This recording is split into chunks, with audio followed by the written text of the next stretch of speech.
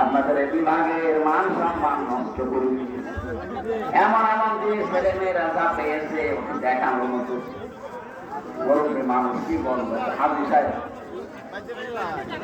দুঃখ পাচ্ছি এই 4-5 দিনের ভেতরে উনি এখন বিশ্বের বিভিন্ন বড় বিশেষ করে ট্রাম্প আল্লাহরে অলি এ পাস করার পরে দেখছি কারো কারো যৌবন ফিরে এসেছে।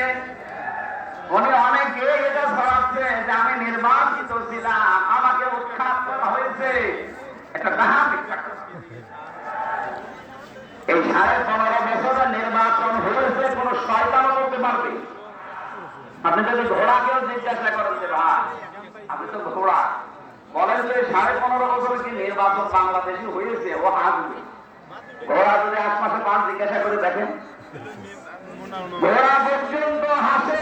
আর আপনি এখন বিশ্বে ছড়াচ্ছেন আমি নির্বাচিত ছিলাম, মান সম্মান দেশের যা ছিল আপনি আরো ডোবাচ্ছেন। কারণ সারা বিশ্বের এখনো অনেকেই জানে যে দেশে তো নির্বাচন হয়নি। কথা বলে দেখা এই মিথ্যা কথা ছড়িয়ে নিজের যেমন বদনাম হচ্ছে, আপনি একটা হাসি মানুষ মিথ্যা কথা বলছেন বলে আমাদেরও তো বদনাম হয়ে যাচ্ছে। সারা দুনিয়া মনে করবে যে বাংলাদেশে যারা বাস করে ওরা মনে হয় এরকম মিথ্যাবাদী। কি প্রভাব পড়ে না?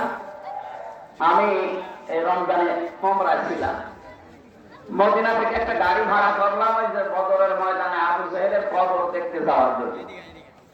শুনলাম, শুনে ওনার দেখে আসি তো গাড়ির ভাড়া মারা দিয়ে মেটানোর পরে আমার বলছে হাজির হত্যা আইনা বিলা দোকা হাজির দেশ কোথায়, যেহেতু মেন বাংলাদেশ, ওই মদিনার বাসিন্দা, আমি বাংলাদেশ থেকে এসেছি। আমি যেই বলেছি যেহেতু মেন বাংলাদেশ, আমার বলছে হারামি। আপনাকে বলি না, আপনার দেশের যে দায়িত্বে আছে ওরে বলেছিল, ঠিক আছে আপনি বলেন আপনার সাথে আমি মহিলাই বেশি বলবো বলে, তখন আর দেশটা স্বাধীন হয়নি রমজানে। আমার মনে হয় এখন গেলে আর হারামি ডাক শোনা লাগবে না। কিন্তু এই কয়েকদিনে আপনি যা করেছেন আবার দেখেন কোন দেশে যে আবার হারামি শোনা লাগে কিনা আল্লাহ জানে। মিথ্যা কথা বলে আপনি কি কি করতে পারবেন? তাম দুনিয়া যেখানে জানে যে 15.5 বছরে বাংলাদেশে নির্বাচন হয়নি, কোন মুখে বলেন যে আমি নির্বাচিত ছিলাম, আমাকে উৎখাত করা হয়েছে? আমার 33 বছর বয়স, 18 বছর থেকে ভোট দেওয়া আরম্ভ করলে আমি 3 বার ভোট দিতে পারি। 1 বছর নয় জেলে ছিলাম, আমি পাইনি। বাকি 2 বার তো পাওয়ার কথা। একবার 154 জন আমার রাস্তায় করে ফেলছে, আর একবার দিনের ভোট রাতে করেছে। দিনের ভোট যে রাতে হয়েছে এটা কেন বানিয়ে বললাম?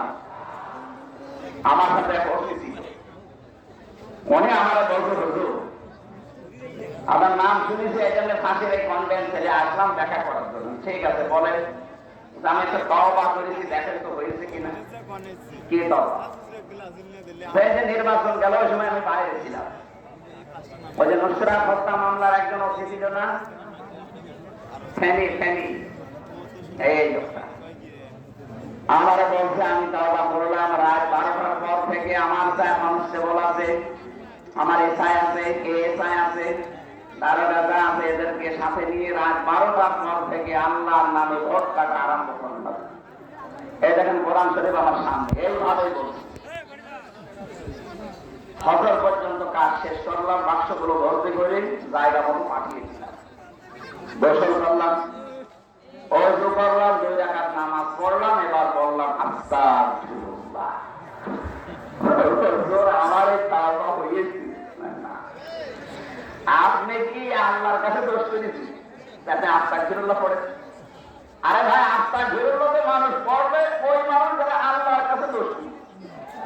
আপনি তো দোষ করেছেন হামদার কাছে। কথা বলে না কেন? 3.5 থেকে 4 লাখ মানুষ লাগে একটা এমপি বানাতে, তার আপনি একবারে সব রায় দিয়ে আমরা যে ভোট দেবো সে সময় দিলেন না। আপনার তাওবা হয়নি। যদি তাওবা করতে চান, যাদের কাছে অধিকার নষ্ট করেছেন আগে তাদের কাছে স্বীকার করেন। আজকে একটা কথা শুনুন, তাওবা হচ্ছে ওইটা আপনি অপরাধ করবেন তার কাছে, স্বীকার করবেন তার কাছে। কথা বুঝতেছে? বাংলাদেশে এই যে